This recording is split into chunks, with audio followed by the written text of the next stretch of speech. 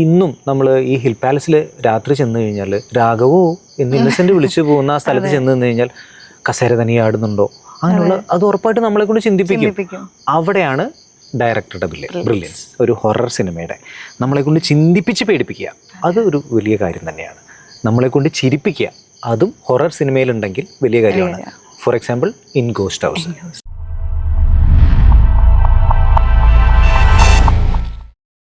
ഇപ്പോൾ ഒരുപാട് സിനിമകൾ തിയേറ്ററിൽ എത്തിയിട്ടുണ്ട്. അപ്പോൾ ഞാൻ കഴിഞ്ഞ ദിവസം റീസെൻ്റ്ലി നെല്ലിക്കാമ്പോയിൽ നൈറ്റ് റൈഡേഴ്സ് എന്നുള്ള മാത്യു തോമസ് നായകനായി എത്തിയ സിനിമ കണ്ടു.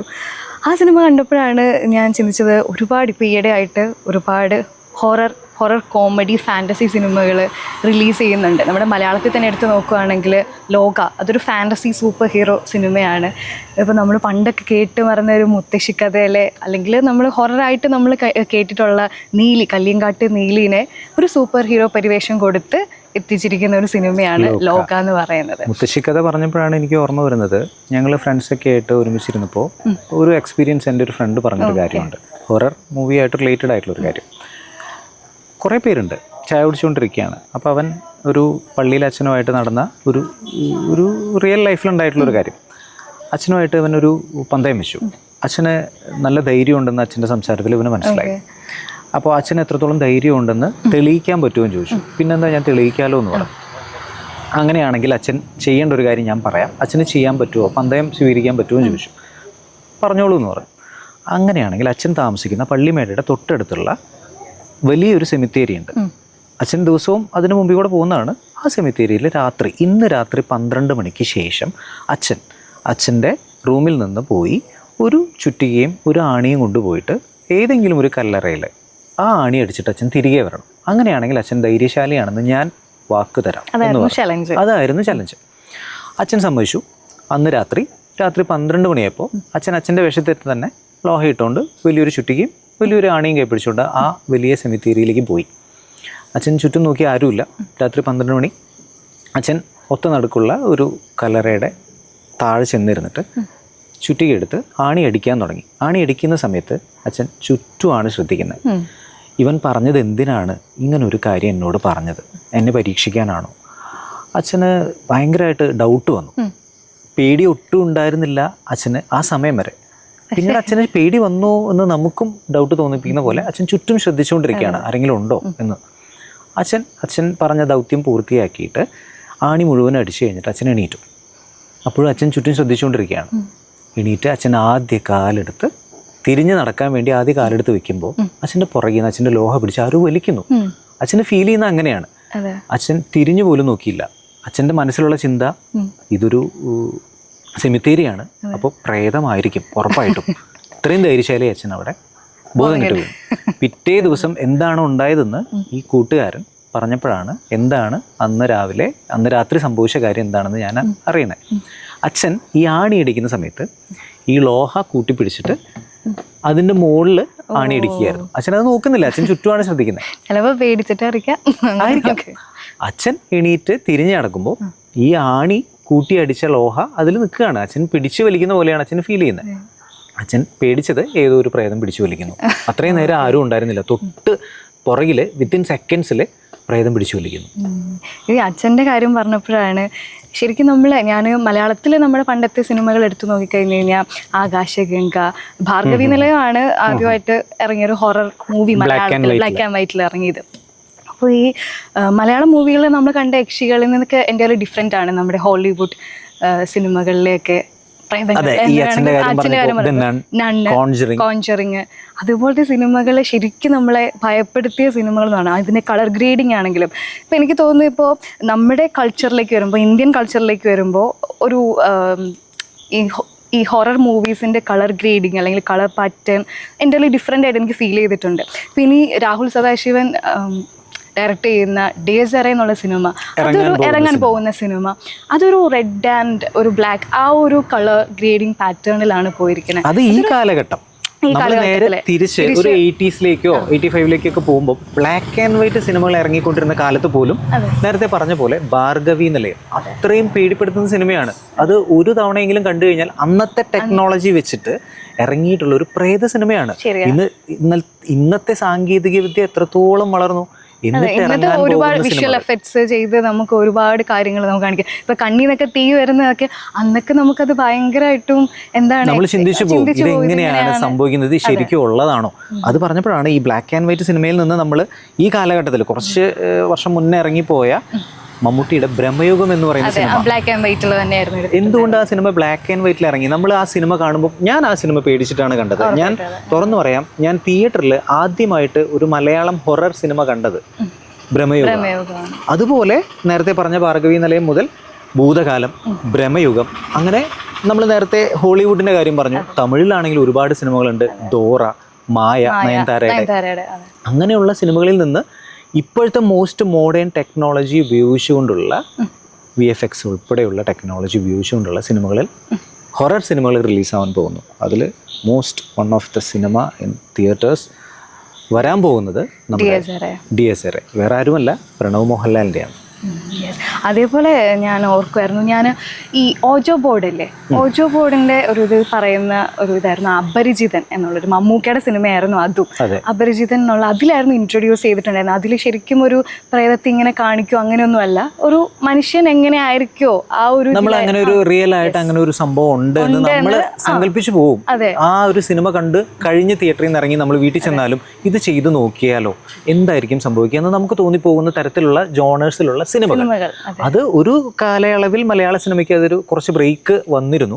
അതിനുശേഷം ഈ പറയുന്ന ഭൂതകാലം, ബ്രഹ്മയുഗം, ഇപ്പോഴാ ഈ DSRA വരുന്നു. അങ്ങനെ പല സിനിമകളും നമുക്കിനി പ്രതീക്ഷിക്കാം. മലയാള സിനിമ ഇൻഡസ്ട്രിയിൽ ഉറപ്പായിട്ടും നമ്മൾ ആകാംക്ഷയോടെ കാത്തിരിക്കുന്ന ഹൊറർ മൂവികളിൽ ഇനി വരാൻ പോകുന്നതിൽ വളരെ നമ്മൾ ആകാംക്ഷയോടെ കാത്തിരിക്കുന്ന ഒരു സിനിമയായിരിക്കും, ഉറപ്പിച്ച് പറയാൻ പറ്റും, പ്രണവ് മോഹൻലാലിൻ്റെ DSRA.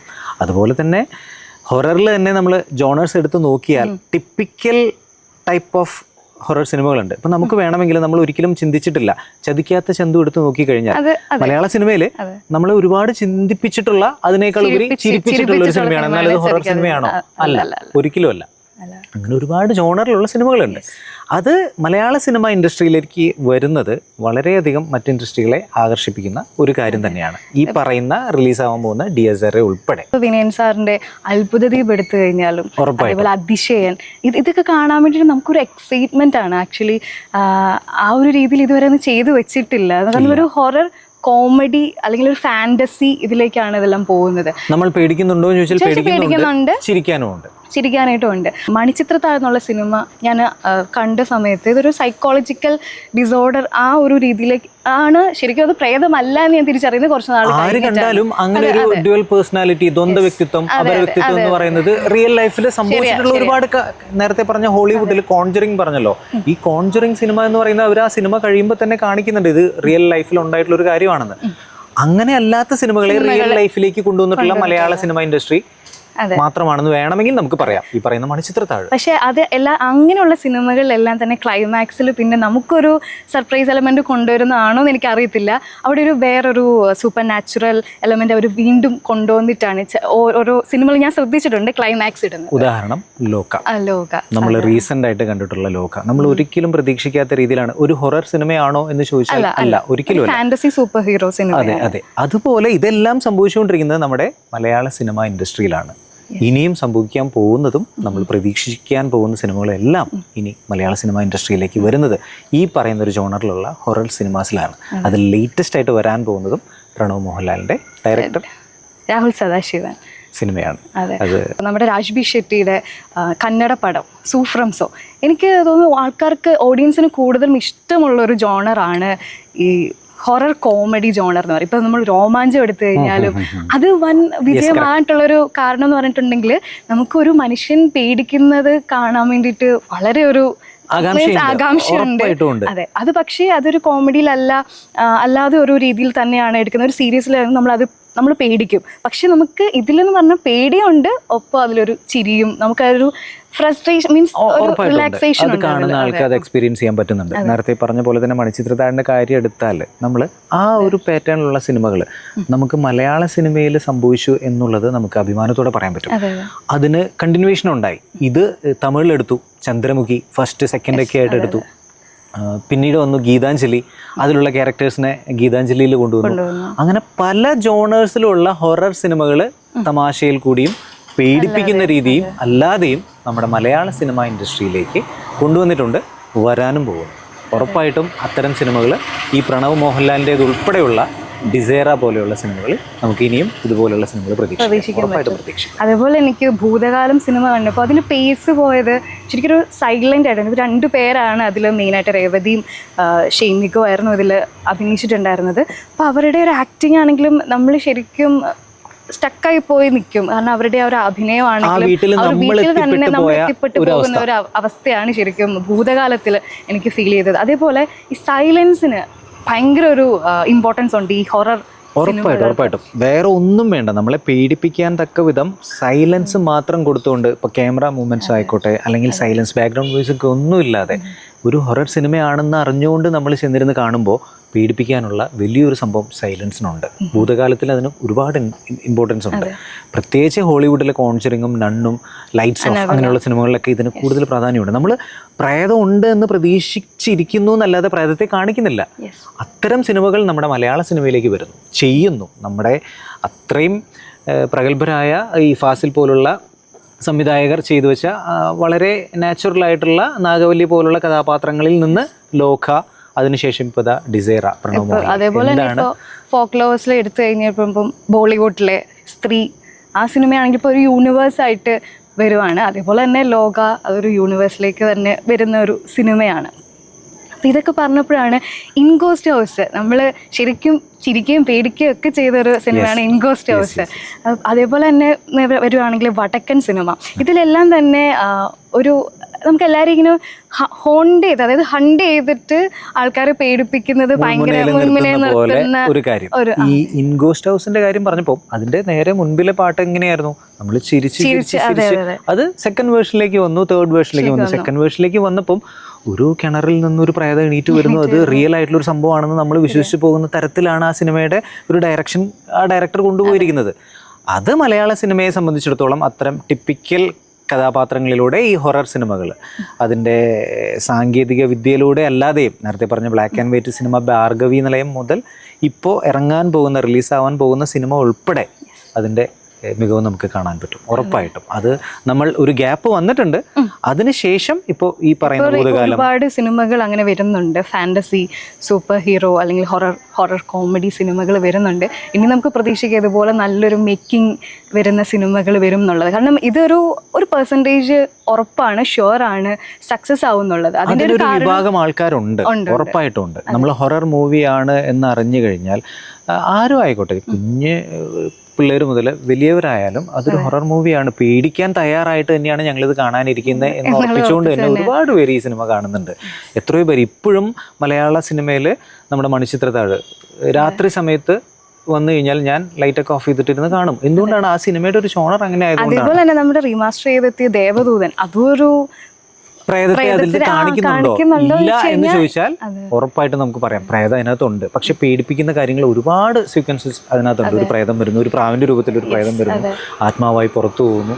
അങ്ങനെ പക്ഷെ ആ കഥ പറഞ്ഞു നമുക്ക് ഇഷ്ടം തോന്നുന്ന ഒരു രീതിയിലായിരുന്നു ആ സിനിമ എടുത്തു വെച്ചിരിക്കുന്നത്. റൊമാൻറ്റിക് ഒരു ഹൊറർ മൂവി ആയിട്ടാണ്. അതാ ഞാൻ നേരത്തെ പറഞ്ഞ വളരെ typical type of horror cinemas നമ്മുടെ മലയാള സിനിമയിൽ ഇറങ്ങിയിട്ടുണ്ട്. അതിപ്പോൾ പേടിപ്പിക്കുന്നത് മാത്രമല്ല, ഈ ഇൻഗോസ്റ്റ് ഹൗസ് എന്ന് പറഞ്ഞ പോലെ, അതുപോലെ ഭാർഗവി നിലയാണെങ്കിൽ നമ്മൾ അന്നത്തെ ടെക്നോളജി എന്താണെന്ന് നമുക്ക് ചിന്തിക്കാൻ പറ്റും, എല്ലാവർക്കും ചിന്തിക്കാൻ പറ്റും. ബ്ലാക്ക് ആൻഡ് വൈറ്റ് കാലഘട്ടത്തിൽ ഇറങ്ങിയ ഒരു സിനിമയാണ്. അതിനകത്ത് ചെയ്തു വെച്ചിരിക്കുന്നതും നേരെ ഇപ്പോൾ ഇറങ്ങാൻ പോകുന്ന പ്രണവ് മോഹൻലാലിൻ്റെ സിനിമയായാലും ഒരിക്കലും ചിന്തിക്കാൻ പറ്റാത്ത കാര്യങ്ങളായിരിക്കും. ഇതൊക്കെ റിയൽ ആയിട്ടുള്ള പ്രേതങ്ങൾ തന്നെയാണ് എന്ന് നമ്മളെ കൊണ്ട് ചിന്തിപ്പിക്കുന്ന രീതിയിലാണ് വിഷ്വൽ എഫക്ട്സ് കൊടുത്ത് ഈ ഹൊറർ സിനിമ. വിഷ്വൽ എഫക്ട്സ് ആണെങ്കിലും സൗണ്ട് ആണെങ്കിലും അതിൻ്റെ കളർ പാറ്റേൺ ആണെങ്കിലും അതിൻ്റെ ഓരോ ഫ്രെയിമിംഗ് ആണെങ്കിലും എല്ലാം തന്നെ നമ്മളെ ഒരു ആകാംക്ഷയുടെ ഒരു എത്തിച്ചു നിർത്തുന്ന കാര്യങ്ങളുടെ ഒരു പ്രത്യേകത എന്ന് വേണമെങ്കിൽ നമുക്ക് അങ്ങനെ പറയാം. ഇപ്പം നമ്മൾ ഒറ്റയ്ക്ക് നടന്നു പോകുമ്പം അതൊരു സിനിമയായിട്ട് റിലേറ്റഡ് ആയിട്ടുള്ള ഒരു ഫ്രെയിം ആണെന്ന് നമുക്ക് തോന്നിക്കഴിഞ്ഞാൽ